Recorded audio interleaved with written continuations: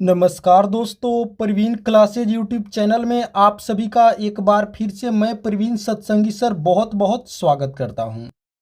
दोस्तों, आज की वीडियो में भी हम लोग देखने वाले हैं यूपी होमगार्ड 2026 की परीक्षा के लिए अति महत्वपूर्ण समान ज्ञान व सामान्य विज्ञान के टॉप मोस्ट इम्पोर्टेंट प्रश्न। तो आप सभी से एक रिक्वेस्ट करूंगा कि इस वीडियो को आप लोग अंत तक जरूर देखिएगा, एक एक प्रश्न को अच्छे से समझिएगा और याद कीजिएगा। दोस्तों, यूपी होमगार्ड 2026 की परीक्षा के लिए एक एक प्रश्न बहुत ही महत्वपूर्ण होने वाले हैं। तो चलिए आज की क्लास हम लोग शुरू करते हैं।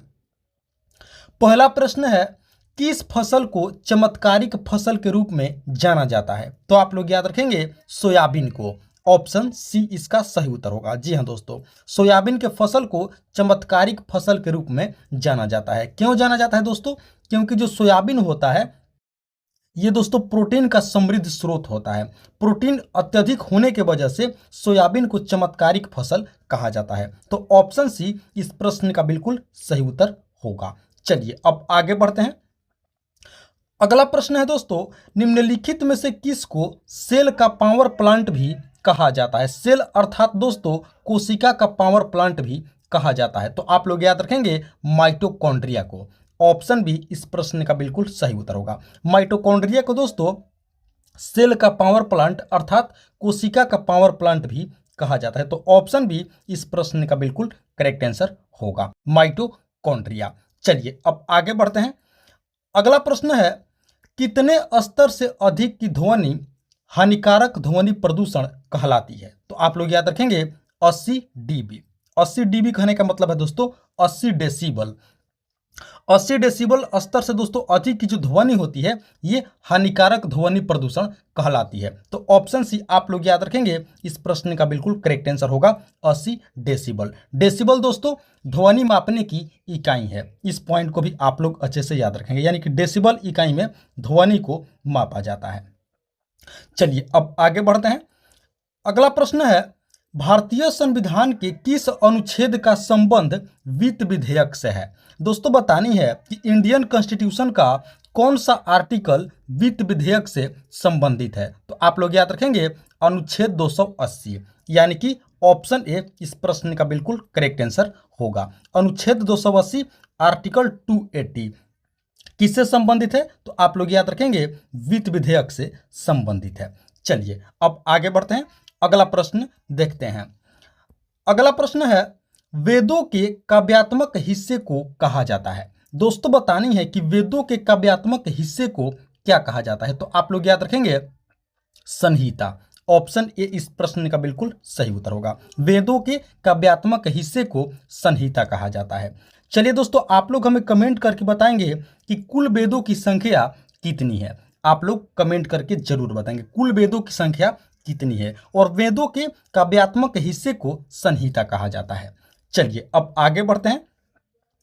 अगला प्रश्न है दोस्तों, भारत में सर्वप्रथम किस गवर्नर जनरल के समय में तार और रेल सेवा आरंभ की गई थी? तार कहने का मतलब है दोस्तों डाक सेवा, पोस्ट सर्विस। बताने कि किस गवर्नर जनरल के समय में यह सेवा शुरू की गई थी? तो आप लोग याद रखेंगे लॉर्ड डलहौजी। Option B. जी हाँ दोस्तों, लॉर्ड डलहौजी के शासनकाल में दोस्तों सबसे पहले भारत में तार और रेल सेवा आरंभ की गई थी, यानी कि शुरू की गई थी। तो ऑप्शन बी आप लोग याद रखेंगे लॉर्ड डलहौजी। चलिए अब आगे बढ़ते हैं। अगला प्रश्न है, कानपुर किसके लिए प्रसिद्ध है? दोस्तों बतानी है कि उत्तर प्रदेश स्थित कानपुर शहर किसके लिए प्रसिद्ध है? तो आप लोग याद रखेंगे चमड़ा के उद्योग के लिए। Option B. जी हाँ दोस्तों, चमड़ा उद्योग के लिए कानपुर शहर प्रसिद्ध है। तो ऑप्शन बी आप लोग याद रखेंगे इस प्रश्न का बिल्कुल करेक्ट आंसर होगा। चलिए अब हम लोग आगे बढ़ते हैं। अगला प्रश्न है दोस्तों, महात्मा गांधी ने व्यक्तिगत सत्याग्रह शुरू करने के लिए किसे प्रथम सत्याग्रही के रूप में चुना था? तो आप लोग याद रखेंगे आचार्य विनोबा भावे को। Option C. जी हाँ दोस्तों, आचार्य विनोबा भावे को महात्मा गांधी ने सबसे पहले अपना व्यक्तिगत सत्याग्रह शुरू करने के लिए प्रथम सत्याग्रही के रूप में चुना था। तो ऑप्शन सी आप लोग याद रखेंगे आचार्य विनोबा भावे को। चलिए अब आगे बढ़ते हैं।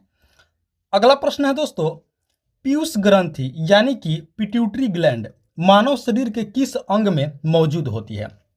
तो आप लोग याद रखेंगे दोस्तों, जो पीयूष ग्रंथि होती है, पिट्यूटरी ग्लैंड होती है, ये हमारे मस्तिष्क में स्थित होता है, मस्तिष्क में मौजूद होता है। आप लोग याद रखेंगे, ऑप्शन ए इस प्रश्न का बिल्कुल करेक्ट आंसर होगा। चलिए अब आगे बढ़ते हैं। अगला प्रश्न है, एक खगोलीय इकाई निम्न की बीच की औसत दूरी है। दोस्तों बताने कि एक खगोलीय इकाई किनके बीच की औसत दूरी होती है? तो आप लोग याद रखेंगे, पृथ्वी और सूर्य के।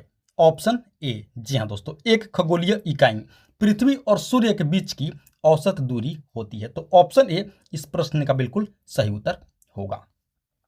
आइए अब आगे बढ़ते हैं। अगला प्रश्न है दोस्तों, थर्मोस्टेट प्रयोजन क्या है? थर्मोस्टेट बताइए दोस्तों कि इसका प्रयोग कहाँ होता है, थर्मोस्टेट का प्रयोग कैसे होता है? तो आप लोग याद रखेंगे, तापमान को स्थिर रखना थर्मोस्टेट का काम है। आप लोग याद रखेंगे ऑप्शन सी, तापमान को स्थिर रखना, स्टेबल रखना, ये किसका काम है? थर्मोस्टेट का प्रयोजन है। तो ऑप्शन सी इस प्रश्न का बिल्कुल करेक्ट आंसर होगा। आइए अब आगे बढ़ते हैं। अगला प्रश्न है दोस्तों, यूकेरियोटिक सेल में प्लाज्मा झिल्ली किसकी बनी होती है? यूकेरियोटिक सेल में, तो आप लोग याद रखेंगे इसका सही उत्तर होगा फॉस्फोलिपिड। ऑप्शन ए, जी हाँ दोस्तों, यूकेरियोटिक सेल में प्लाज्मा झिल्ली किसकी बनी होती है? तो आप लोग याद रखेंगे दोस्तों, फॉस्फोलिपिड की बनी होती है। तो ऑप्शन ए इस प्रश्न का बिल्कुल सही उत्तर होगा। आइए अब हम लोग आगे बढ़ते हैं। अगला प्रश्न है दोस्तों, निम्नलिखित में से किस प्रक्रिया में ऊर्जा मुक्त होती है? ऊर्जा मुक्त होती है बतानी है। तो आप लोग याद रखेंगे, श्वसन की प्रक्रिया में। ऑप्शन ए, जी हाँ दोस्तों, श्वसन की प्रक्रिया में जो ऊर्जा है दोस्तों, ये मुक्त होती है। आप सभी याद रखेंगे। चलिए अब आगे बढ़ते हैं। दोस्तों अगले प्रश्न से पहले आप सभी से एक रिक्वेस्ट करूंगा कि अभी तक आप लोगों ने इस वीडियो को एक लाइक नहीं किए हैं, तो दोस्तों आप लोग इस वीडियो को एक लाइक जरूर कर देंगे। साथ ही साथ प्रवीण क्लासेज यूट्यूब चैनल पर आप लोग पहली बार विजिट किए हैं, तो दोस्तों इस चैनल को भी आप लोग जरूर से जरूर सब्सक्राइब कर लेंगे, इसी तरह की महत्वपूर्ण प्रश्नावली वीडियो प्रतिदिन देखने के लिए और अपनी तैयारी को बेहतर और मजबूत बनाने के लिए चैनल को सब्सक्राइब कर लेंगे, वीडियो को एक लाइक जरूर कर देंगे। और हाँ दोस्तों, आप लोग वीडियो को अंत तक जरूर देखेंगे, एक एक प्रश्न को अच्छे से समझेंगे। दोस्तों सभी प्रश्न बहुत ही महत्वपूर्ण होने वाले हैं उत्तर प्रदेश होमगार्ड की नई भर्ती परीक्षा के लिए। तो चलिए अब हम लोग आगे बढ़ते हैं। अगला प्रश्न है दोस्तों, किसने कहा था मानव स्वतंत्र जन्म लेता है फिर भी वह सभी जगह जंजीर से बंधा होता है? यह कथन किसने कहा था बतानी है। तो आप लोग याद रखेंगे दोस्तों, इसका सही उत्तर होगा रूसो ने। ऑप्शन बी, जी हाँ दोस्तों, रूसो ने कहा था कि मानव स्वतंत्र जन्म लेता है फिर भी वह सभी जगह जंजीर से बंधा होता है। यह कथन रूसो का है। तो ऑप्शन बी आप सभी याद रखेंगे। चलिए अब आगे बढ़ते हैं। अगला प्रश्न है, सिंधु सभ्यता के लोग किस धातु से परिचित नहीं थे? दोस्तों बतानी है कि सिंधु सभ्यता के लोगों को किस धातु का ज्ञान नहीं था। तो इसका सही उत्तर आप लोग याद रखेंगे, लोहा। ऑप्शन सी, जी हाँ दोस्तों, सिंधु सभ्यता के लोगों को लोहा धातु का ज्ञान नहीं था। सिंधु सभ्यता के लोग लोहा धातु से परिचित नहीं थे। तो ऑप्शन सी इस प्रश्न का बिल्कुल सही उत्तर होगा। चलिए अब आगे बढ़ते हैं। अगला प्रश्न है, एशिया की छत किसे कहा जाता है? दोस्तों बतानी है कि एशिया का छत किसे कहा जाता है। तो आप लोग याद रखेंगे, पामीर के पठार को। ऑप्शन ए, पामीर के पठार को एशिया का छत कहा जाता है। ऑप्शन ए इस प्रश्न का बिल्कुल सही उत्तर होगा। चलिए अब आगे बढ़ते हैं। अगला प्रश्न है दोस्तों, धरातल के नीचे पिघली चट्टानें क्या कहलाती हैं? दोस्तों बतानी है कि पृथ्वी के धरातल के नीचे जो पिघली चट्टानें हैं उन्हें क्या कहा जाता है? तो आप लोग याद रखेंगे, पिघली चट्टानों को मैग्मा कहा जाता है। क्या कहा जाता है दोस्तों? मैग्मा। ऑप्शन बी, धरातल के नीचे पिघली हुई चट्टानों को मैग्मा कहा जाता है। तो ऑप्शन बी इस प्रश्न का बिल्कुल सही उत्तर होगा। चलिए अब आगे बढ़ते हैं। अगला प्रश्न है दोस्तों, आणविक संचलन के द्वारा ऊष्मा का संचरण क्या कहलाता है? तो आप लोग याद रखेंगे, इसका सही उत्तर होगा दोस्तों संवहन। ऑप्शन बी, आणविक संचलन के द्वारा ऊष्मा का संचरण क्या कहलाता है? तो आप लोग याद रखेंगे संवहन कहलाता है। ऑप्शन बी इस प्रश्न का बिल्कुल सही उत्तर होगा। चलिए अब आगे बढ़ते हैं। अगला प्रश्न है दोस्तों, यूरिया में नाइट्रोजन की प्रतिशत मात्रा होती है। दोस्तों बतानी है कि यूरिया में नाइट्रोजन की कितनी प्रतिशत मात्रा होती है। तो आप लोग याद रखेंगे 46%, ऑप्शन सी, यानी कि 46% यूरिया में दोस्तों नाइट्रोजन की मात्रा होती है। तो ऑप्शन सी इस प्रश्न का बिल्कुल सही उत्तर होगा। चलिए अब आगे बढ़ते हैं। अगला प्रश्न है, संविधान सभा का गठन किया गया। दोस्तों बतानी है कि संविधान सभा का गठन किनके द्वारा किया गया था। तो आप लोग याद रखेंगे दोस्तों कैबिनेट मिशन के द्वारा, ऑप्शन सी। जी हाँ दोस्तों, संविधान सभा का गठन कैबिनेट मिशन के द्वारा किया गया था। आप लोगों को दोस्तों बता दें कि संविधान सभा का गठन 1946 ईस्वी में किया गया था। इस पॉइंट को भी आप लोग अच्छे से याद रखेंगे। जुलाई 1946 ईस्वी में संविधान सभा का गठन किया गया था। किनके द्वारा? तो कैबिनेट मिशन के द्वारा। तो ऑप्शन सी इस प्रश्न का बिल्कुल सही उत्तर होगा। आइए अब आगे बढ़ते हैं। अगला प्रश्न है, संविधान का कौन सा अनुच्छेद संसद को नागरिकता के अधिकार को नियमित करने की शक्ति प्रदान करता है। दोस्तों बतानी है कि संविधान का कौन सा अनुच्छेद है जो संसद को नागरिकता के अधिकार को नियमित करने की शक्ति प्रदान करता है। तो आप लोग याद रखेंगे दोस्तों, इसका सही उत्तर होगा, इसका राइट आंसर होगा, आप लोग याद रखेंगे ऑप्शन सी अनुच्छेद 11। जी हाँ दोस्तों, यानी कि आर्टिकल 11। ये दोस्तों संसद को नागरिकता के अधिकार को नियमित करने की शक्ति प्रदान करता है। आर्टिकल 11 अनुच्छेद 11। तो ऑप्शन सी इस प्रश्न का बिल्कुल सही उत्तर होगा। चलिए अब आगे बढ़ते हैं। अगला प्रश्न है दोस्तों, संविधान सभा में देशी रियासतों की कुल कितने प्रतिनिधि थे। देशी रियासतों के कुल कितने प्रतिनिधि थे। तो आप लोग याद रखेंगे कुल 70 प्रतिनिधि थे। कितने थे? 70। तो ऑप्शन डी इस प्रश्न का बिल्कुल सही उत्तर होगा, संविधान सभा में। आइए अब आगे बढ़ते हैं। अगला प्रश्न है दोस्तों, विस्फोटक नाइट्रोग्लिसरीन है एक। दोस्तों बतानी है कि जो नाइट्रोग्लिसरीन है विस्फोटक है, ये क्या है। तो आप लोग याद रखेंगे ये एक एस्टर है। क्या है दोस्तों? एस्टर। तो ऑप्शन डी इस प्रश्न का बिल्कुल सही उत्तर होगा। आइए अब आगे बढ़ते हैं। अगला प्रश्न है दोस्तों, एशिया का सबसे बड़ा लौह इस्पात उत्पादक देश कौन सा है। एशिया का सबसे बड़ा, तो आप लोग याद रखेंगे एशिया का सबसे बड़ा लौह इस्पात उत्पादक देश है चीन। ऑप्शन डी है इस प्रश्न का बिल्कुल करेक्ट आंसर। एशिया का सबसे बड़ा लौह इस्पात उत्पादक देश है, आप लोग याद रखेंगे ऑप्शन डी चीन। चलिए अब आगे बढ़ते हैं। अगला प्रश्न है, निम्नलिखित में से कौन सा एक ब्लॉक पर्वत का उदाहरण है। ब्लॉक पर्वत का उदाहरण है। तो आप लोग याद रखेंगे वास जेस, ऑप्शन बी। जी हाँ दोस्तों, वास जेस इस प्रश्न का बिल्कुल करेक्ट आंसर होगा। चलिए अब आगे बढ़ते हैं। अगला प्रश्न है, प्रकाश संश्लेषण में कौन सी गैस मुक्त होती है। प्रकाश संश्लेषण के दौरान यानी कि फोटोसिंथेसिस के दौरान कौन सी गैस मुक्त होती है। तो आप लोग याद रखेंगे प्रकाश संश्लेषण के दौरान दोस्तों ऑक्सीजन गैस मुक्त होती है। कौन सी गैस मुक्त होती है? ऑक्सीजन।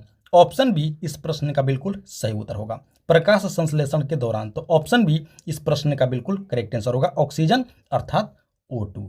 आइए अब आगे बढ़ते हैं। अगला प्रश्न है, प्रकाश संश्लेषण में वायु के नामांकित में से किस अवयव का उपयोग होता है। तो देखिए दोस्तों, प्रकाश संश्लेषण के दौरान जो पौधे होते हैं वो कार्बन डाइऑक्साइड ग्रहण करते हैं। कौन सा गैस ग्रहण करते हैं? Carbon dioxide. और दोस्तों कौन सी गैस मुक्त होती है? तो अभी हमने पढ़ा ऑक्सीजन। तो इस प्रश्न का बिल्कुल सही उत्तर हो जाएगा option C carbon dioxide. Option C इस प्रश्न का बिल्कुल सही उत्तर होगा। प्रकाश संश्लेषण में वायु के नामांकित में किस अवयव का उपयोग होता है? तो कार्बन डाइऑक्साइड का। चलिए अब आगे बढ़ते हैं। अगला प्रश्न है, श्वसन में वायु के किस अवयव का उपयोग होता है। श्वसन में वायु के किस अवयव का उपयोग होता है? तो आप लोग याद रखेंगे ऑक्सीजन का। आप सभी को पता भी होगा श्वसन के दौरान हम लोग ऑक्सीजन ग्रहण करते हैं। तो ऑप्शन ए इस प्रश्न का बिल्कुल सही उत्तर होगा। चलिए अब आगे बढ़ते हैं। अगला प्रश्न है दोस्तों, मिट्टी के कटाव का मुख्य कारण क्या है। मिट्टी के कटाव का, तो आप लोग याद रखेंगे मिट्टी के कटाव का मुख्य कारण है जंगलों को काटना। जी हाँ दोस्तों, ऑप्शन ए मिट्टी के कटाव का मुख्य कारण क्या है? तो जंगलों को काटना मुख्य कारण है। आइए अब आगे बढ़ते हैं। अगला प्रश्न है, पृथ्वी तल पर लोहा तथा ऑक्सीजन के बाद कौन सा तत्व पाया जाता है। दोस्तों बतानी है कि पृथ्वी के तल पर लोहा तथा ऑक्सीजन के बाद कौन सा तत्व पाया जाता है। तो आप लोग याद रखेंगे सिलिकॉन। ऑप्शन सी इस प्रश्न का बिल्कुल सही उत्तर होगा। पृथ्वी के तल पर लोहा तथा ऑक्सीजन के बाद सिलिकॉन तत्व पाया जाता है। ऑप्शन सी आप सभी याद रखेंगे। चलिए अब आगे बढ़ते हैं। अगला प्रश्न है, जवाहरलाल नेहरू प्रथम बार अखिल भारतीय कांग्रेस का अध्यक्ष कब बने थे। तो आप लोग याद रखेंगे इसका सही उत्तर होगा 1929 ईस्वी में। Option C. जी हाँ दोस्तों, 1929 ईस्वी में जवाहरलाल नेहरू पहली बार अखिल भारतीय कांग्रेस का अध्यक्ष बने थे। तो ऑप्शन सी इस प्रश्न का बिल्कुल करेक्ट आंसर होगा। आइए अब आगे बढ़ते हैं। अगला प्रश्न है, केंद्रीय ईंधन अनुसंधान संस्थान कहाँ स्थित है, कहाँ है। तो दोस्तों आप लोग याद रखेंगे धनबाद में। ऑप्शन बी, झारखंड राज्य के धनबाद शहर में केंद्रीय ईंधन अनुसंधान संस्थान स्थित है। तो ऑप्शन बी इस प्रश्न का बिल्कुल करेक्ट आंसर होगा, आप लोग याद रखेंगे। तो दोस्तों ये थी हमारी आज की उत्तर प्रदेश होमगार्ड 2026 की लिखित परीक्षा के लिए अति महत्वपूर्ण समान ज्ञान व सामान्य विज्ञान के प्रश्नावली वीडियो। आशा करते हैं इस वीडियो को आप लोग अंत तक जरूर देखे होंगे, एक एक प्रश्न को अच्छे से समझे होंगे और याद भी कर लिए होंगे। तो आप सभी से एक बार फिर से रिक्वेस्ट करूंगा कि इस वीडियो को आप लोग अभी तक एक लाइक नहीं किए हैं तो दोस्तों आप लोग इस वीडियो को एक लाइक जरूर कर देंगे। साथ ही साथ प्रवीण क्लासेज यूट्यूब चैनल पर आप लोग पहली बार विजिट किए हैं तो दोस्तों इस चैनल को भी आप लोग जरूर से जरूर सब्सक्राइब कर लेंगे। इसी तरह के महत्वपूर्ण व जेन्युइन प्रश्नावली वीडियो प्रतिदिन देखने के लिए और अपनी तैयारी को बेहतर बनाने के लिए चैनल को सब्सक्राइब कर लेंगे, वीडियो को एक लाइक जरूर कर देंगे और इस वीडियो को अपने दोस्तों में भी जरूर शेयर कर देंगे। तो दोस्तों इस वीडियो में फिलहाल इतना ही, मिलते हैं एक और मोस्ट इंपॉर्टेंट वीडियो लेकर के। तब तक के लिए आप सभी का बहुत बहुत धन्यवाद। जय हिंद दोस्तों।